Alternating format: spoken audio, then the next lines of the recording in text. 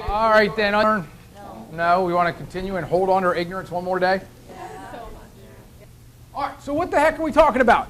Skinner was a visionary. What they say is Skinner really believed, and this is why we might want to apply it to ourselves, it doesn't matter who the person is, when they enter in the school doors, if you give someone the right system of rewards and punishment, you can make anyone a straight-A student. So check this out. If you're not a good student, it is not your fault. There is no such thing as a bad dog. There is no such thing as a dumb student. There's really only a bad system of rewards and punishments.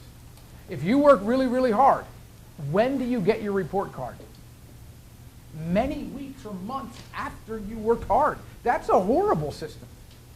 What if a teacher gave you stickers for every good thing you did? Would that work out? No. Stickers probably won't do it. So for your good point, would you like a sticker? You kind of do, don't you? But now you're afraid. All right, later today, you're going to have the opportunity to poke a classmate in the eye. What are Almost. we doing in this class? Almost. All right. She almost poked him in the eye, all right, for which I will give her half a sticker. And that's, believe it or not, part of today's lesson. All right. Well, if you're not me, write this down or don't. Because I noticed that many of you all were not writing down the word extinction. And do you know why you weren't writing down the word extinction? Because it doesn't pay off. And that's what extinction means. A behavior becomes extinct when it no longer pays off. Many of your parents taught you things back in the day that you were supposed to say when you were going to bed. Bye, night, mommy, night, daddy, and oh, honey. And you got a reward for that. The cutesy little bedtime ritual has basically been extinct because it doesn't pay off, and that's why many of y'all were not writing down this word. So extinction, or we can say extinguish. When the behavior goes away because it doesn't pay off. Shaping is not a difficult concept at all. Think of the concept of a puppy. You get a puppy and you could follow it around until it sits down. That's going to be a long time. You wait for the puppy to perfectly sit down and you give it a treat. What if we did this? What if every time the puppy looks at you, you give it a treat? Now the puppy will look at you more, and then you stop giving it a treat when it looks at you, and if the puppy comes nearer, you give it a treat. Soon the puppy will spend more time in front of you, you give it a treat. Eventually the puppy will run around your legs, you give it a treat. Eventually you only give it a treat when the puppy's in front of you. Eventually when the puppy's sitting still. Because you're not trying to bite off the whole behavior and give one big reward. Imagine telling a 6-year-old, look, in 12 years, you're going to get a diploma. 10 years, however long it is. 12 years, you're going to get a high school diploma, but you got to do a term paper. But you don't teach a 6-year-old how to write. You don't teach a 6-year-old a complete sentence, a noun, a verb, a paragraph, putting it together, supporting data. That's going to take a long time. So if you notice, first grade is shaping for second grade. Second grade is shaping for third grade, and on down the line. You get the fundamentals first. Concept's easy, but you do have to know 2 vocabulary words for the same thing. Differential reinforcement and successive approximation. Think of the word successive approximation, meaning in a successive series, as the behavior more and more approximate, that's with the final goal. You keep giving it little treats, cookies, or reinforcements. One of the things we got to realize when we started talking about today, the warm-up was, when should you give children an allowance? Not should you, but if you should, how often? Under what conditions? Every week?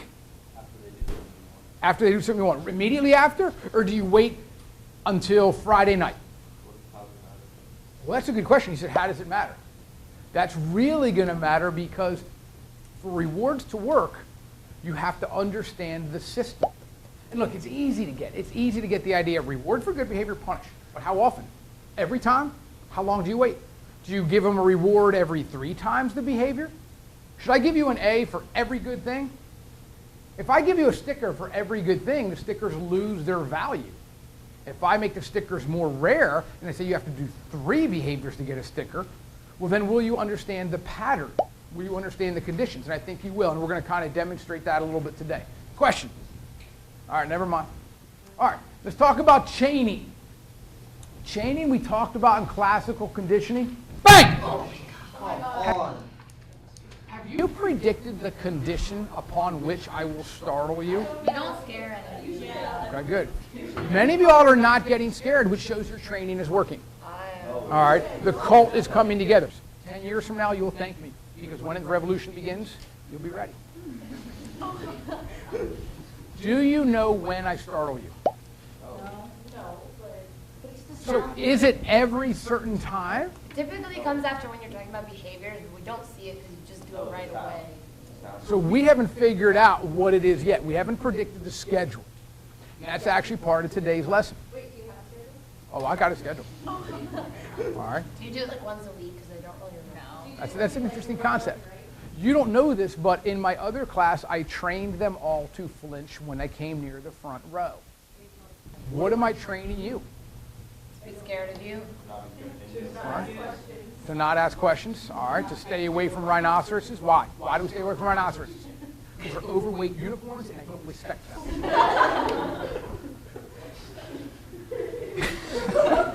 What was that? Why would I say that? I'm so angry. Why would I say that? So I've trained you that after I say something stupid, I say, why would I say that? Chaining and shaping are linked. To shape a little kid to write capital A, you're going to give them a reward and they make a diagonal line. You give them another reward to make a capital another diagonal line cross, they got a capital A. So you shape someone to make an A, you shape someone to make a B, and you link them together so they can do the alphabet. We talked about that in classical conditioning, the Karate Kid example. When we talk about animal workers, seeing eye dogs, bomb sniffing dogs, seizure dogs, there's some dogs that can smell a seizure coming on in their owner. That's amazing. And we want to give all the respect to the dogs. Wow, that is amazing. How can a dog do that? Really, the respect should go to the trainers. If you have a whole classroom of kids doing really well, should you praise the kids or should you praise the system that encourages good behavior? I think it's the system. And this is what Skinner is saying. There's really no differences between people. Go ahead. This school does have a system for rewards. I question whether or not this school's system of rewards and punishment works. Because this is a question for a school system. Unfortunately, we have such a large cross-section of students, different abilities, different backgrounds, different wants, needs, and things like that. One system of rewards and punishments doesn't work. Because you've got some kids who are so disaffected, have learned helplessness so much, you say, you better work hard to get to class on time so you can get a good grade. I don't care about a good grade. If I go to class on time, then I miss hanging out with my buddies. For them, hanging out with their buddies is the reward in the middle of the hallway or in the bathroom. Don't ask me why people hang out in the bathroom. It stinks in there.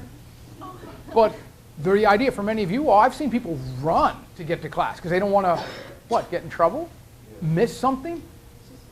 It's just weird. So that is a good question. If you're going to have a school system, what schedule, what system of rewards will you have that applies to everyone?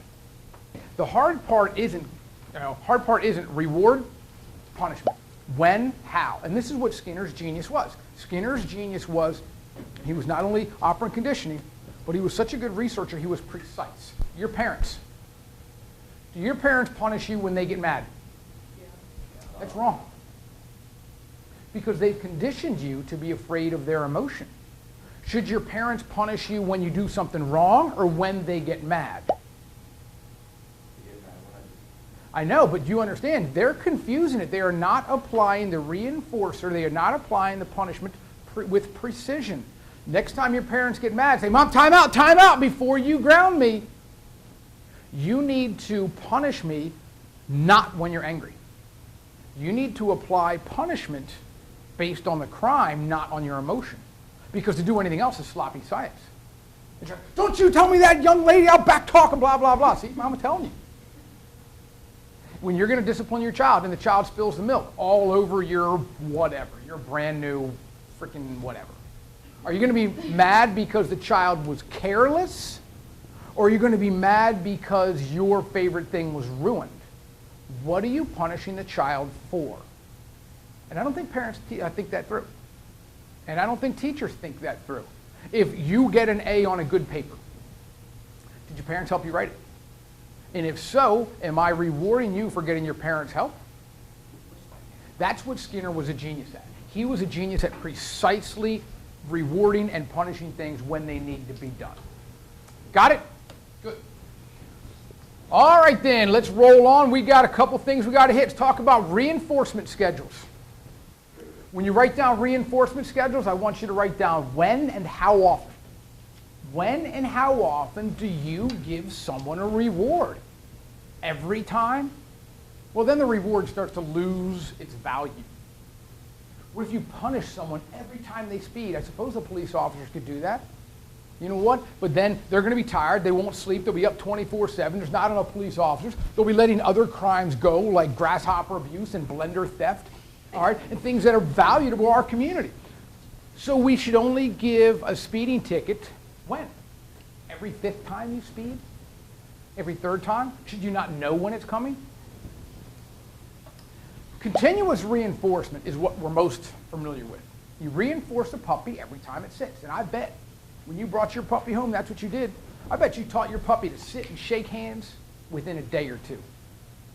Puppy's smart. You had a real easy system. Every time you do this, you get a reward. But you couldn't maintain that. And I bet most of your dogs, if you've had for a couple of years, when's the last time you actually went home and like, all right, dog, we're going to redo your conditioning?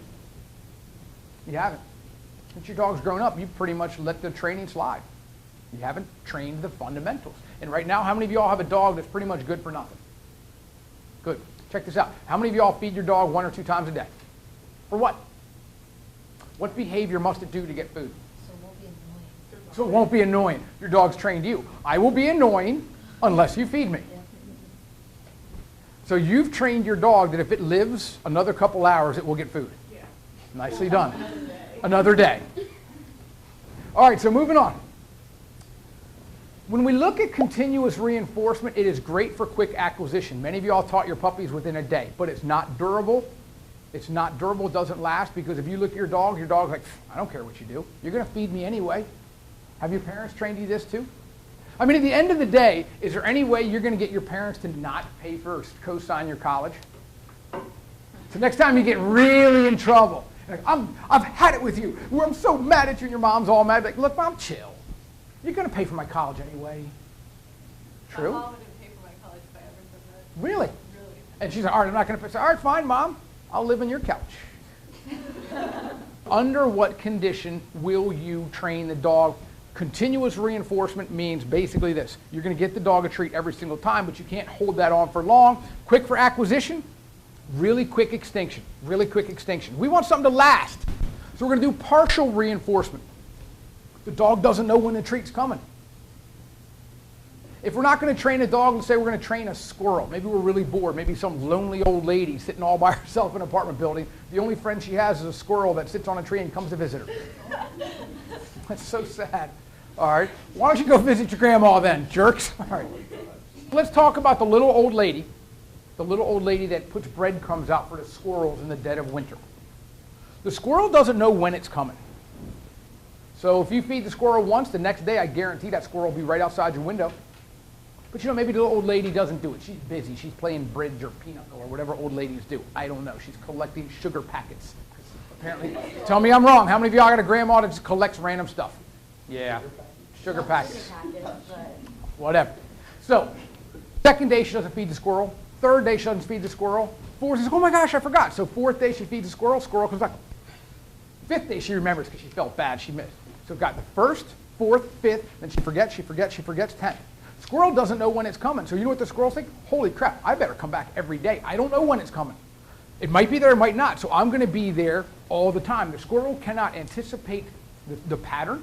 So as a result, the squirrel will be there all the time. Your puppy could anticipate the pattern. As soon as the pattern stopped, the behavior stopped.